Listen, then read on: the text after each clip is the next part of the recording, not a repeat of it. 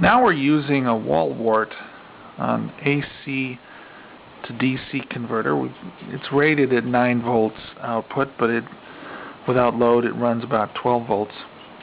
Now you notice there's two things going on here. One, the base voltage is a little higher, 105 volts, and then as we run the trim pot up, the top end is higher, 2.8 volts.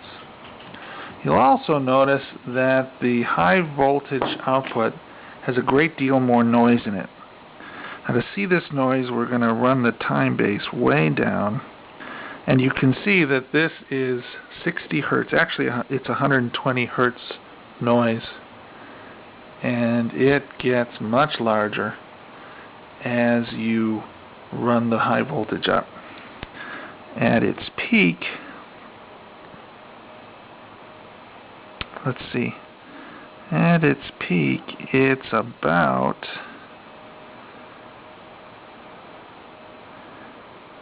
almost 30 volts peak to peak. This is using a WallWart as the DC power supply for the Arduino.